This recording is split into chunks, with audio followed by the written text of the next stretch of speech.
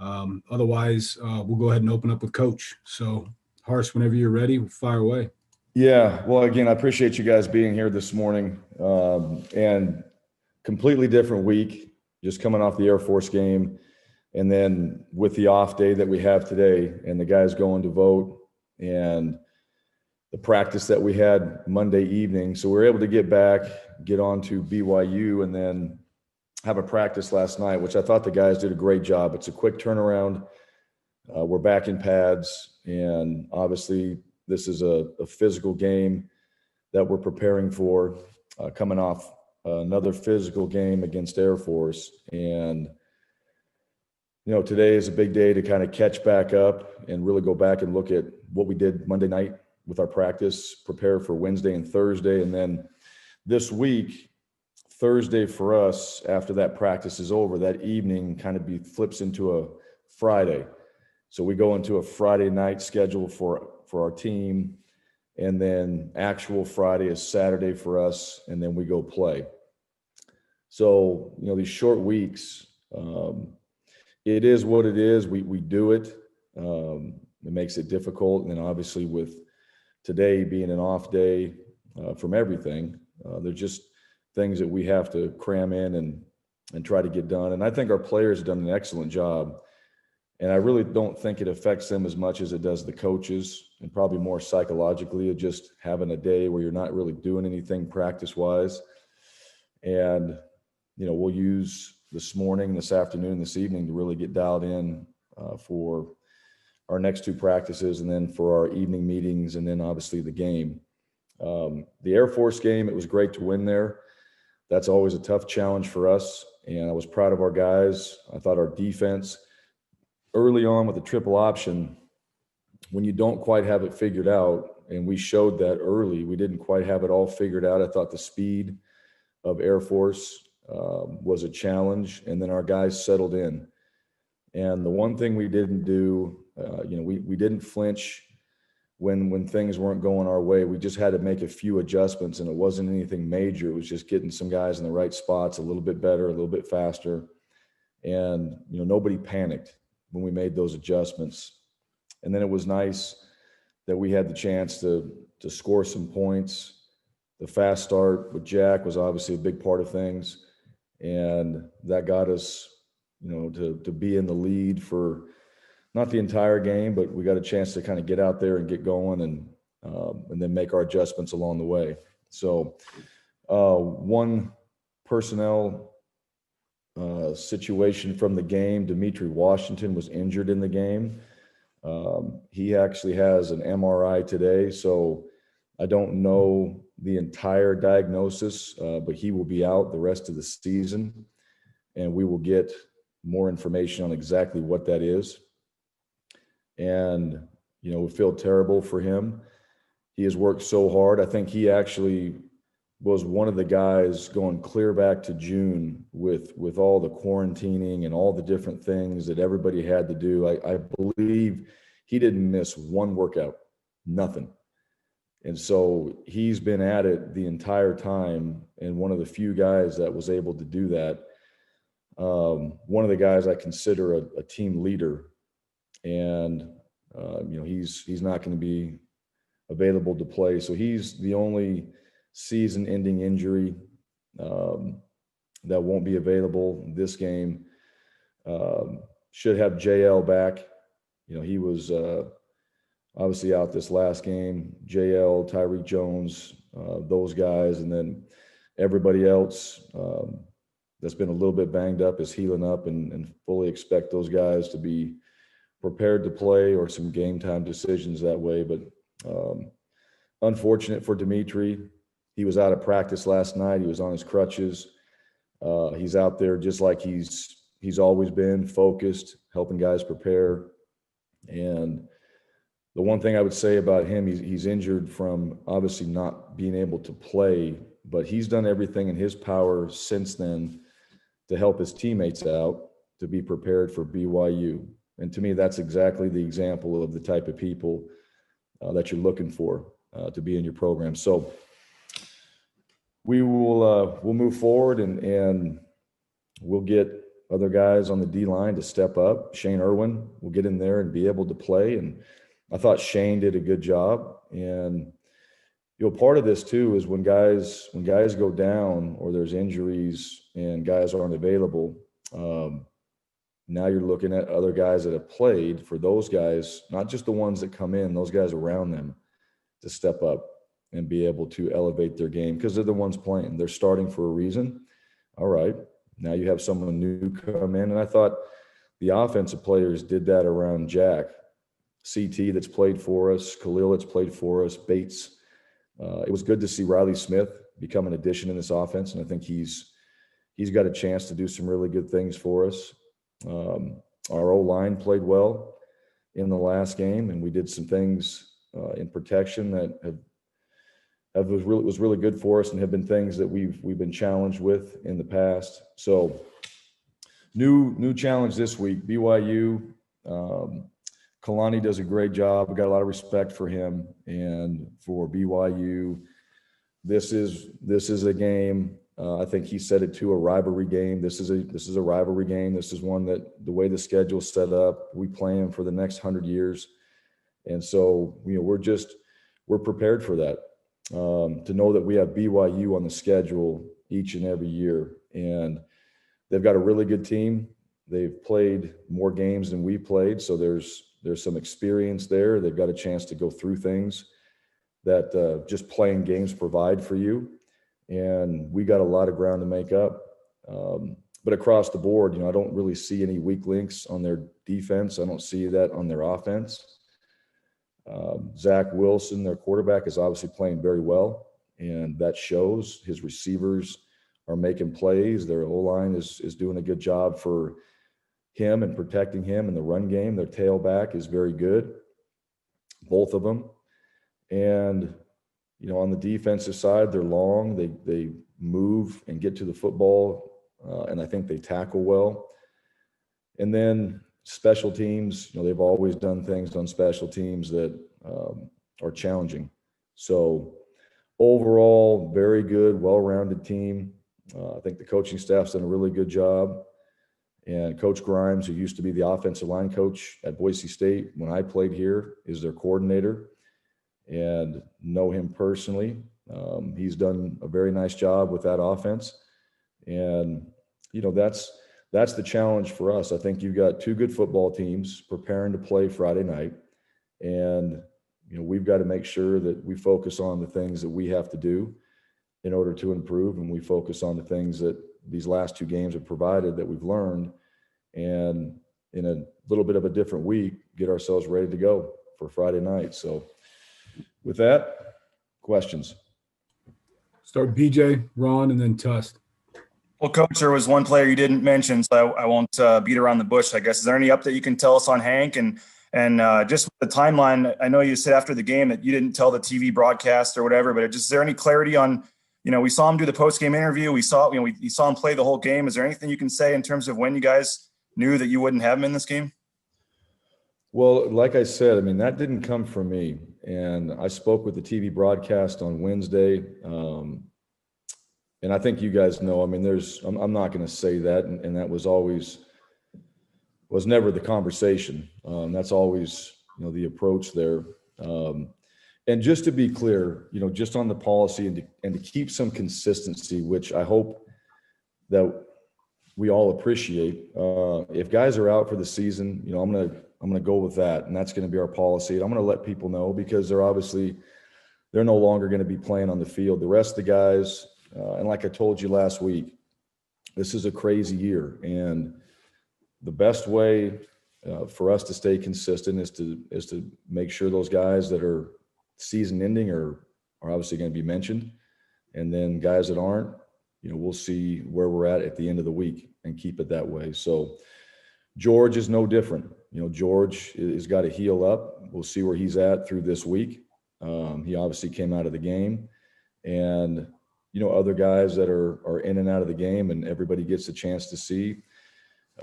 If they're not season ending, those guys, we hope, have a chance to get themselves back and be in the game. For us, just kind of, if a guy is injured on a Saturday, if we can get him back by a Thursday practice and he can get a good practice in, and this guy has played for us, then he has a shot. He's got a shot if he can get a good Thursday practice in, because then you get significant reps. The whole entire game plan is in at that time. And we're able to hopefully get him ready to go through Friday and Saturday when he plays. Everybody else, and with all the other stuff that we have to deal with COVID and all that, it's amazing how much a lot of those things change from week to week. And, we'll just leave it at that. But if guys are not available in their season ending, I will let you guys know. And right now, Dimitri's the only one at this point, other than the guys I've told you with Taquan and some of those guys and Andy. That's where we're at. This happened a couple years ago where Montel Kozar came in and played one game, and everybody was saying, quarterback controversy and all this stuff. I mean, with what you saw from Jack, I mean, whenever it is that Hank's back and available, I mean, is he still your starter, or does what Jack did make you have to reevaluate things there? Yeah, you know what? Jack played extremely well. And you're right, Montel has come in and played. Last year, Jalen played extremely well. And at the end of the day, injuries, things happen in different positions. And so that's why other guys usually come in. If other guys are in because you didn't perform well, then that guy performs well. He's probably going to end up being the starter. And so we'll see. Jack still got to continue his preparation this week.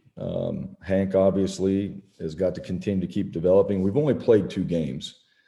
You guys got a chance to see a little bit of Cade Finnegan get in there. And the first play was a welcome to college football, I thought. So we took a little bit too long, and this isn't high school, and those defensive linemen get there a lot faster than expected. So he learned in a hurry. I did not agree with the ball being placed on the 6-inch line. And at that time, to be clear, I felt more comfortable with Jack taking a handoff from the center that he'd been with the entire game to go punch it in. And really, the mindset is score. It's not always like who, it's the mindset of scoring. And so they called it back.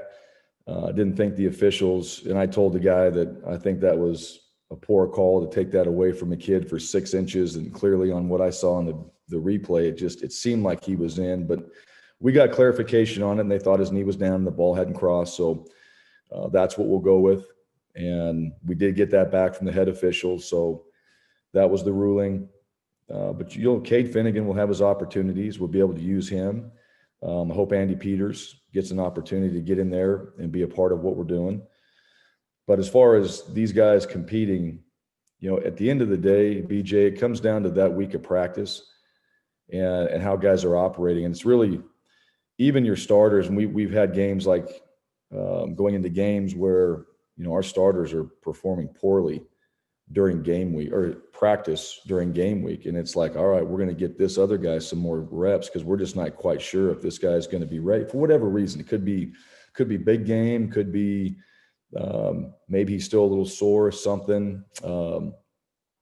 Mindset's just not right. And this other guy's going to get a chance to get in there and get in the mix. But Jack certainly showed that he's capable of playing. And I think Montel did that when we put him in a few times. And Montel got forced into starting when Brett went out after that Washington State game. And so we got a chance to see Montel and what he could do. And then that all of a sudden became part of the mixture of that season. So how this one looks, I don't know the answer to that yet, but I can tell you this. I thought Jack played really well.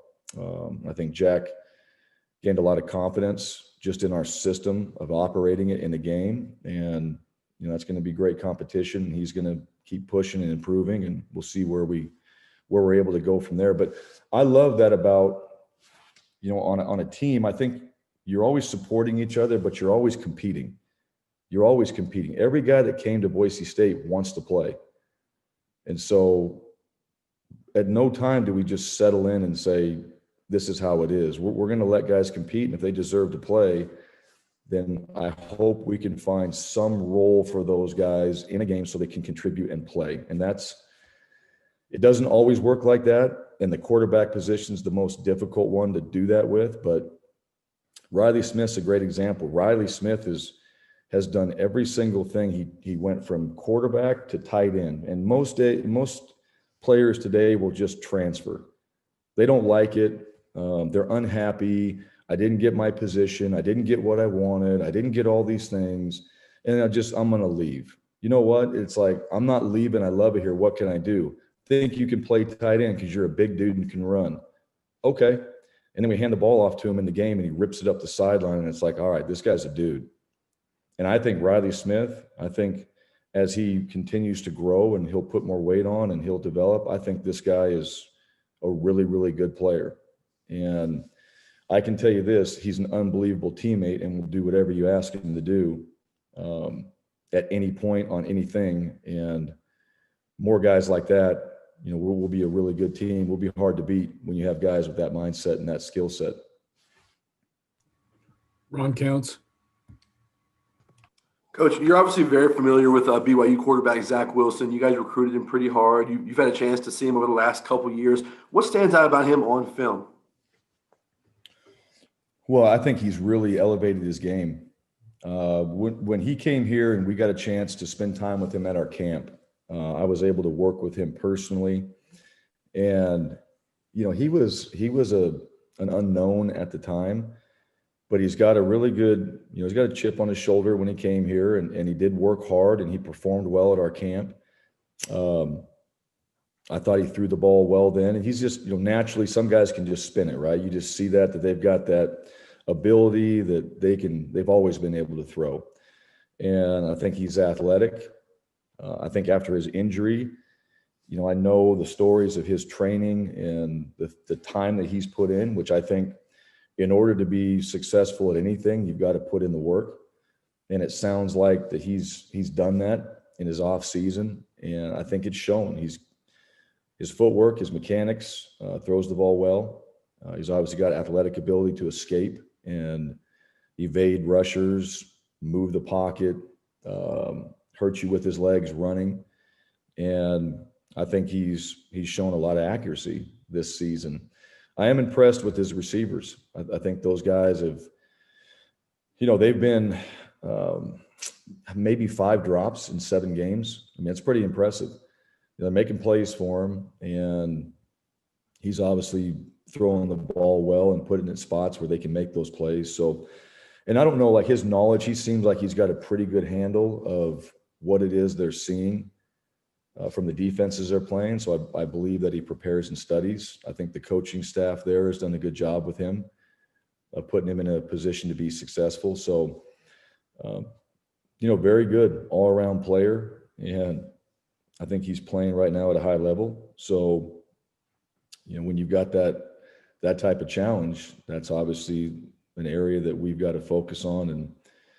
And then, at the same time, they've got other weapons, like I said. So he's the guy that's gotten a lot of attention, but I think they've got a lot of weapons on that side of the ball. And I think those players play hard. And, this is why we have to get ourselves prepared to go out there and we got to play our best game.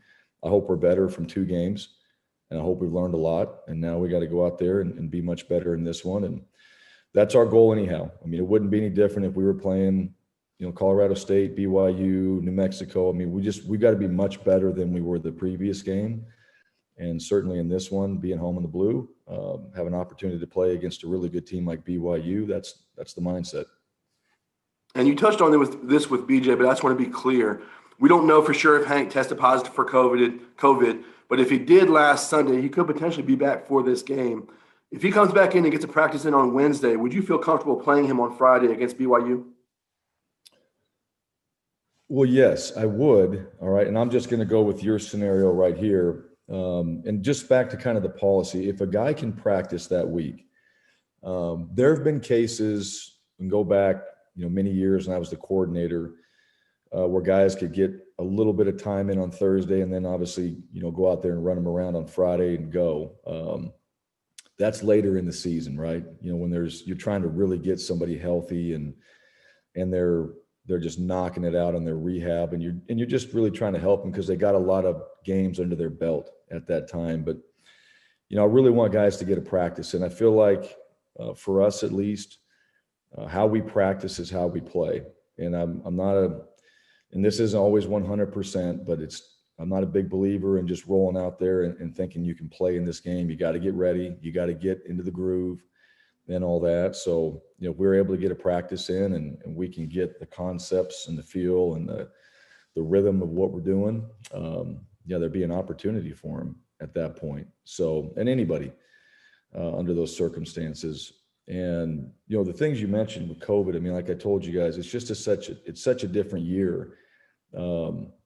Some of these areas, right, we're kind of flying and building the plane at the same time and trying to figure some of those things out. And not just in football, but just everything that goes into the process of getting ready to go play. So we'll see. Jay Tust. Yeah. How we doing today, Bryan? Excellent. How are you? Good, thanks. This is a game that, probably wasn't supposed to happen this year. Clearly an exception was made for you guys to play BYU. How involved were you in getting this game to happen this year? And why is it important to play? I was involved very little on this. And, at the beginning when this thing was actually being put together, we knew it would be conference games. And then BYU was obviously a part of it. So, and that's why I joke a little bit, we play them for the next 100 years. I mean, it's basically, they're always going to be on our schedule. All right. And I think that's proven this year with COVID and the way this whole thing has been put together. BYU is still on there. And, now it is what it is. At that time, hey, we had a schedule and BYU's on it. Let's roll. All right, let's play. The one thing was a little bit as you looked at some of the opponents, you can go back to Marshall, and let's go back a few months. If we had delayed and Marshall was playing, it was going to be, hey, they're going to be 5 games in, we're going to be 1 game in, some of those type of things, right? So what was that going to do to us as far as our preparation? BYU, obviously, they were rolling. I don't know if they had any sort of slowdown of any kind. High school football in Utah, they started and they might have played 8 weeks of games before anybody else was even starting. And I might be exaggerating that, but it felt like somewhere along those lines. So in the state of Utah, they were rolling and things were going. So just knowing that and kind of knowing where we were and where they might be, you start to prepare for, right? What are those games that they're going to have played at that time? What is our schedule going to look like? How many do we get in? And then we go from there. But no, other than kind of after the fact, I think it was all kind of put together and, hey, this is what we got. But, for me, just so you all know, I would always pick Saturday games. And I'm not a big fan of the Friday games. It's high school football. I'm not a big fan of the Thursday games. I think I'm more traditional. You play on Saturday. You have a normal week of preparation. And I think some people, they just shrug their shoulders like, what's one day? Well, come hang out with us for a week and I'll show you what one day means. All right. And I'll let you ask our players what one more day means. They'll probably give you a much better answer than I can. So one day makes a huge difference because one day could change everything for, what Ron was talking about, just a player having the chance to get in there and practice and be ready for that game. But it is what it is. This is where, this is our challenge. And we knew this going into the season. So we've prepared. And I think our staff's done a really good job of getting ready for this. And now it's here and BYU has obviously played very well. We're excited to play them. I know our guys are, and I thought we had good energy last night at practice. That showed up. So now we still have a few more days of preparation and then game day, and then we'll go out there and see how we perform. You kind of touched on it. It's already a short week for you guys, and today is an off day. And I know that you've had time to prepare for this being an off day, election day. But we were talking with some of the players last week, and they said that they felt like maybe they could be a little proactive and do some things on their own today. So what can and can't your players do, and what do you expect of them today? Well, we can't do anything football related, so there's no team activities that's mandatory, right? It's the Kara hours and all that, so that's not a part of what we're doing today. However, yeah, the players can do whatever it is they need to do, and they'll do that. I think our guys understand this. We get 20 hours a week, and that's all of our meetings, that's all of our practices, that includes the games. And we all know, like, it's going to take more time than that to truly get prepared. And our guys understand that. We all put in, you, me, we all put in extra hours into things that are really important to us. And so, I would say, hardly anybody on this team is going to be a 20-hour-a-week guy. They're going to go spend, after practice is over and coaches are in watching film and getting prepared for the next day, those players will be in there on their own watching film. They're going to study. They're going to watch something more that they feel like they need to see so they can be ready for the next day. The smart ones are going to get ahead on, all right, here's the things that come in next practice. Let me watch what's coming. Let me get ready for that so I can be ahead. So when I show up to that meeting in the morning, I already know what to expect. And I don't think that's unique. We're not the only program. There's guys all over that football is really important to them. They're spending time. And then on top of that, they got to knock all their classes out. All right. And then on top of that, I hope there's very little time for anything else. All right. Some social and all that. But if they're sitting on video games, if they're just hanging out, if they're not putting in time to what they need to be doing, all right. A lot of times that's why, there's not as successful player as he can be, is because it comes down to where do you spend your time? And I have those conversations like, well, I want to play. Well, do you do what a starter does on this team to play? No. Then why would you expect to put we put you on the field, or you could be on the field, if you're not putting in the time necessary? So today, hey, those guys, we have leaders on this team, Khalil, Avery, Riley. Those guys will be studying. Those guys will be doing something. They'll be preparing themselves for Wednesday's practice. Our coaches are solely focused on just getting everything cleaned up for Monday, and then getting ourselves prepared for Wednesday, Thursday. And that Thursday, guys, after you practice Thursday and you flip it around for a Friday night, that's 2 days in one.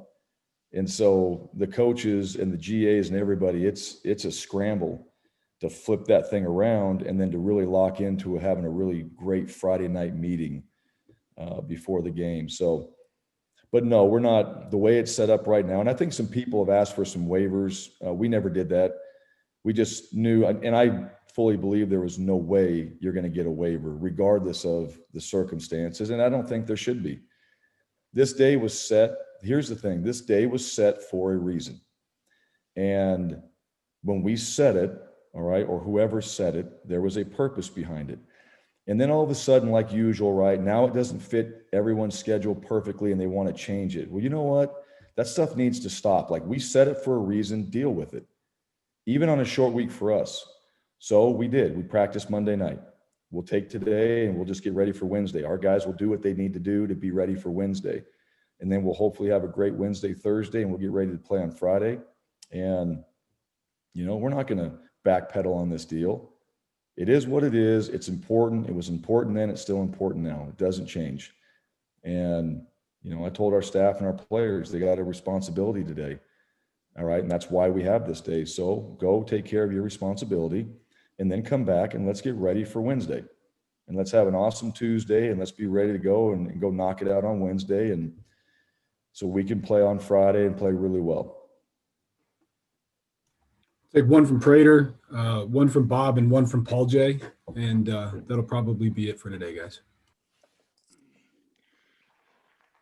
Bryan, how concerned are you about the running back depth? And, considering that the physicality of that position, and you've really got two established guys there, it could be a season-long problem. So how do you look at that long-term?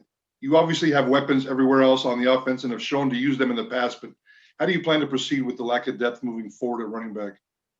Yeah, well, we got to be creative that way. And, we got to utilize some of our other skill players to be able to run the ball and do different things. But I think Andrew, you know, when George went out, George is obviously a very good player, and George is healthy. He's ready to roll, and he'll do some really good things in the run game. I thought Andrew played really well and really stepped up, and it was good to see him get out there and get after it. Tyler Crow, I'll just tell you guys, so Andrew went out, and we had called a screen, and Tyler Crow went in. And there's on the plane afterwards, he was the first one on the plane, and I was in there before him. And I said, "Hey, nice job." And he said, "I heard you were a little concerned when I went in." And I said, "You're absolutely right. I was concerned because I had no idea if you knew that play, because I don't think he repped it one time." But here's the thing about Tyler Crow and a lot of our guys. He was so locked in at practice, focused. And this was a pretty technical play. You know, the way we had to run it, it was kind of a disaster in practice, and we had to really just get it just right. And he went in there and did it better. And he didn't rep it one time. So that kind of showed me that, you know, we got a guy in Crow that can get out there and help us, and he is focused.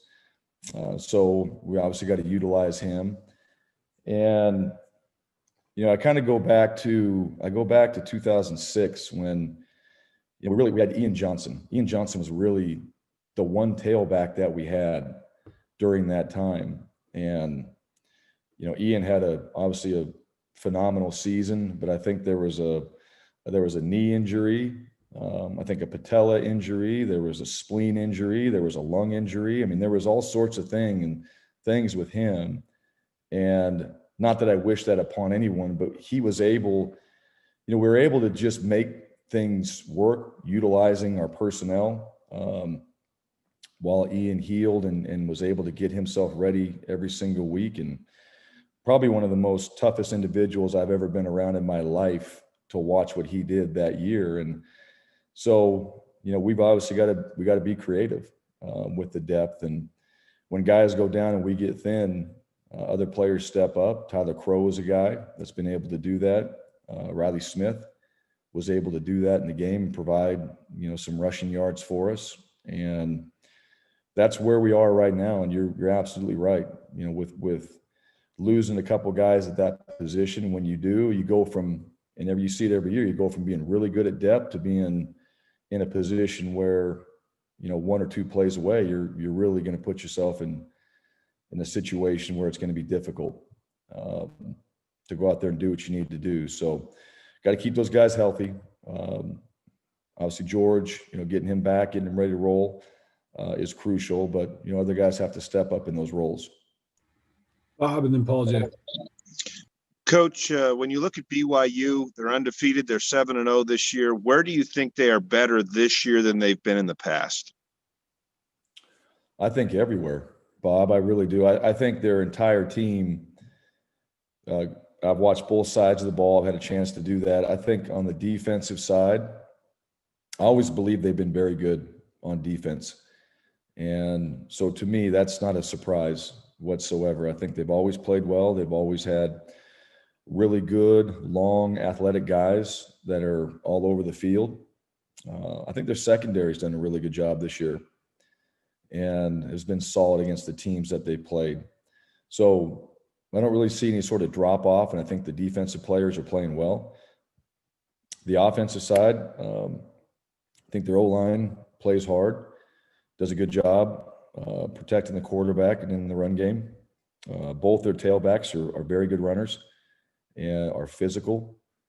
And, you know, I know their tight end was injured, kind of their main guy, but I think the other tight ends have really stepped up, and they're obviously very good players, and I think they're proving that. And the wide receivers, like I mentioned, you know, those guys have played well and, you know, have made plays for Zach. And obviously Zach's a guy that's playing at a high level right now. So I think they just, you know, overall through these games that we've seen, I think they've just been executing well. I think there's consistency with their team at this point, and obviously guys are out there making plays. So, you know, that's the fun part. You get to go against a really good group of players that are that are playing well. And, I think in the 2 games we played, we've seen some flashes of some really good things. So here's our opportunity now to improve this week in practice and be better than we were the last 2 games. Coach, yeah, thanks. Coach, your team has been incredibly efficient offensively, especially through 2 early games. 5.5 yards a carry on the ground, 10 yards a pass attempt. Sears has 3 incompletions, 2 throwaways, and a drop. Why has the offense been so consistent so early in the season?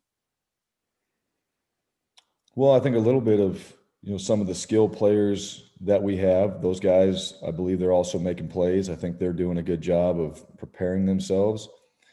I would say, I think our preparation and some of the maturity of some of those positions has been good as far as just their practice habits. I think the O-line, we obviously know the O-line is there's still big challenges ahead of us, but I think our O-line has played better. And they did from game 1 to game 2. And our quarterbacks, with Hank and Jack, both those guys, we're trying to play well and be efficient and do the things that we need to do at that position to play well. And I think those guys have both done that.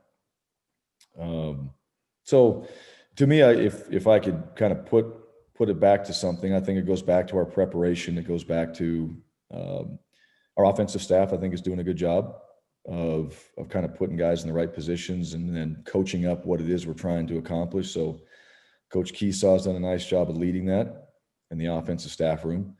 And Coach Riddle and Coach Bedell, a couple of our veteran coaches, those guys have really done a nice job of getting their guys prepared and helping out the entire offense in our system to make sure that, that we're obviously playing well and trying to be efficient. That's the goal on the offensive side. So hopefully that consistency will continue. We can execute and be consistent. I hope those 2 things can continue to keep showing up because we're going to need it. All right, guys, I appreciate you getting up early for today's presser. Like I said earlier, if anybody needs the recording, audio or video, shoot me a note, and appreciate it. Thanks, Hars. Hey, thanks, guys. Get out there and vote. Have a great day. Thanks, Bryan.